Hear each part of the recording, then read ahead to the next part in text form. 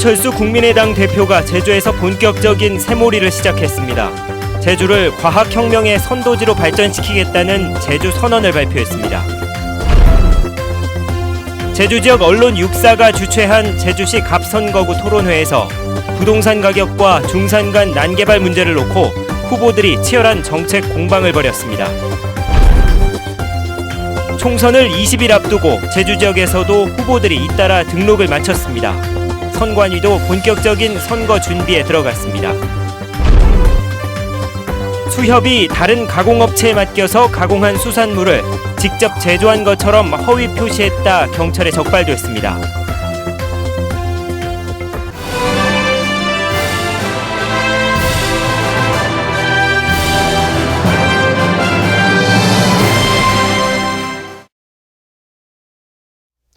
여러분 안녕하십니까? 뉴스데스크 제주입니다. 여야가 우여곡절 끝에 공천을 마무리하고 총선 체제에 들어간 가운데 제주에서도 중앙당 차원의 새몰이가 본격적으로 시작됐습니다. 정당 대표로는 처음으로 제주를 찾은 안철수 국민의당 대표는 양당 구조를 깨고 3당 체제를 만들겠다고 선언했습니다. 김찬현 기자입니다.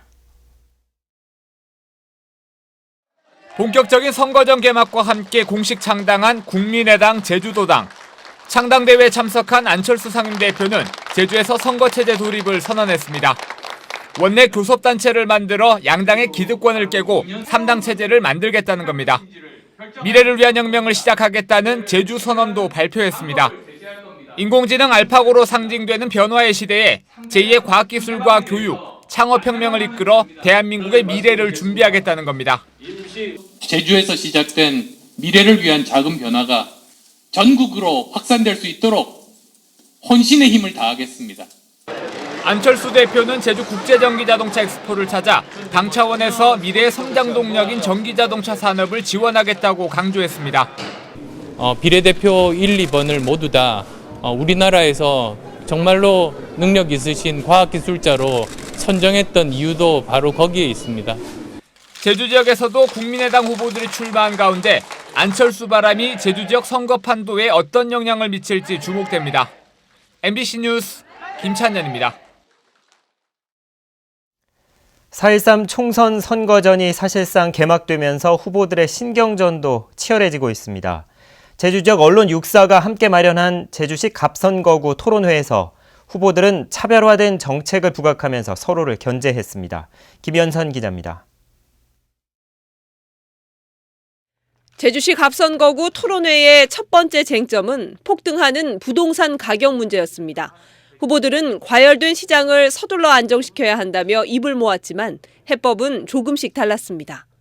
소규모, 중규모 택지 개발 공급을 해서 지역 균형 발전과 교통 분산, 이런 상권 분산을 통해서 원가 공개를 해야 됩니다. 그리고 상한가를 제시해야 됩니다. 이걸 가지고서 일단 부동산 가격을 어느 정도 진정시켜 놓고 제주특별법을 개정해서 부동산에 관련된 제반 권한, 정책 권한을 제주도로 이관해서 독자적인 정책 펼칠 수 있도록 특별법 개정하겠습니다. 중산간 난개발에 대해서는 원론적으로 보존에 무게를 두면서도 강론에서는 차이를 보였습니다. 매년 국비도비해서 100억 규모로 예산을 확보를 해서 이 곧자을 부지를 정기적으로 이렇게 매입을 통해서 이 제도적 장치가 필요한데 이것은 제주도 당국이 의지만 있으면 충분히 가능하다. 외제초에는 급급하지 말아라. 개발 총량제라든지 계획 허가자라든지 어떤 합리적인 기준을 갖고 제주도 전체를 개발해가는 그런 경영 방식을 도입할 필요가 있고요. 상대 후보를 견제하기 위한 신경전도 치열했습니다. 국회 일정이 1년에 며칠이고 저는 하기 나름입니다. 저기 이래 몰두해서 있습니다. 네, 그래서 안 해보고 저기 공직자 여러분 도와주십시오. 이것도 공직선거법, 지방공무원법 위반될 소지가 있습니다. 왜 끝까지 이렇게 정치 공무원 티를 냅니까? 사직을 만료하셨는데 나왔는데 갑자기 또 지사님하고 사진을 찍으시고 또 지사님은 그걸 묵인하고. 도내 3개 선거구 모두 여론조사에서 오차 범위 안에 치열한 접전을 벌이는 가운데 TV토론회는 앞으로 민심의 향배를 가르는 중요한 분수령이 될 것으로 보입니다. MBC 뉴스 김현선입니다. 4.13 총선 후보자 등록이 오늘부터 시작됐습니다. 제주 지역에서도 후보들이 잇따라 등록을 마친 가운데 선관위도 본격적인 선거 준비에 들어갔습니다. 이소현 기자입니다. 후보 등록이 시작된 오전 9시부터 선거관리위원회에는 후보 캠프 관계자들의 발길이 이어졌습니다. 후보 등록 첫날 제주 지역에서는 국회의원 후보 5명과 도의원 후보 2명이 등록을 마쳤습니다. 제주시 갑선거구에는 새누리당 양치석 후보와 더불어민주당 강창일 후보, 제주시 을선거구에 한나라당 차주홍 후보, 서귀포시 선거구에서는 새누리당 강지용 후보와 더불어민주당 위성곤 후보가 첫날 후보 등록을 했습니다. 서귀포시 동흥동 도의원 보궐선거에도 새누리당 백성식 후보와 더불어민주당 윤충광 후보가 등록을 마쳤습니다. 나머지 예비 후보들은 등록 마지막 날인 내일까지 등록을 마칠 것으로 알려졌습니다. 후보자의 정가라든가 학력, 재산, 병역, 세금 체납 사실 같은 것이 중앙선거관리위원회 선거정보 통계 시스템 아니면은 여러분들 갖고 다니시는 휴대폰에 선거정보 앱이 있거든요. 공식 선거운동은 오는 31일 시작돼 투표 전날인 4월 12일 자정까지 허용됩니다. 후보들의 선거 공보물은 4월 3일까지 발송되며 시각장애인을 위한 점자형 선거 공보가 처음으로 발송됩니다. 선거인 명부는 다음 달 1일 확정되며 이번 선거부터는 집행유예자와 1년 미만형을 받은 수용자도 참정권을 갖게 됩니다. 특히 다음 달 8일과 9일 이틀 동안 사전 투표가 실시돼 유권자들의 표심을 잡기 위한 행보도 더욱 빨라질 것으로 보입니다. MBC 뉴스 이소연입니다. 더불어민주당의 제주시 갑선거구 경선에서 탈락한 박희수 전 도의회 의장이 강창일 후보 지지를 선언했습니다. 박희수 전 의장은 강창일 후보와 오늘 도의회에서 합동 기자회견을 갖고 선거대책위원장을 맡아 제주에 출마하는 더불어민주당의 모든 후보자 당선에 최선을 다하겠다고 밝혔습니다. 한편 강창일 후보는 국민의당 장성철 후보와의 야권 연대에 대해 생각해 본 적이 없다고 밝혔습니다. 더불어민주당 제주도당은 논평을 내고 새누리당 제주도당은 전희경 자유경제원 사무총장의 비례대표 공천 철회를 중앙당에 요구하라고 밝혔습니다. 더불어민주당은 전희경 사무총장이 4.3이 정당한 공권력에 의한 집행이었다며 희생자들의 피해를 축소하고 남로당과 수하들이 자행한 일이라며 왜곡해 국가 차원에서 채택한 진상 보고서를 정면으로 부정했다고 주장했습니다. 다음 소식입니다. 안전한 먹을거리를 찾는 소비자들이 늘면서 특히 생선 구매할 때 수협 찾는 분들 많을 겁니다. 그런데 다른 업체에서 가공한 옥돔을 수협에서 제조한 것처럼 포장해 10억 원어치를 판매한 수협이 경찰에 적발됐습니다. 박주연 기자가 보도합니다. 제주 시내 한 수산물 가공업체에 경찰이 들이닥칩니다. 위생복과 위생 장갑도 착용하지 않은 채 생선을 포장하는 작업을 하고 있습니다. 그런데 냉동실에는 수협이라고 표시돼 포장된 생선들이 상자에 담겨 있습니다. 이처럼 수협에서 제조 가공한 것처럼 속인 옥돔 21톤은 수협 매장과 홈페이지를 통해 전국으로 판매됐습니다. 2년여 동안 판매한 금액만 10억 3천만 원어치. 경찰은 식품위생법 위반 혐의로 수협 간부 직원 47살 강모 씨를 입건했습니다. 제조원이 아무래도 수협으로 되다 보면 소비자들이 그만큼 신뢰를 가기 때문에 판매가 많이 되는 것으로 확인됐습니다. 하지만 수협은 가공시설이 부족해 위탁 계약을 맺었지만 식약처에서 문제없다는 답변을 들었다고 해명했습니다.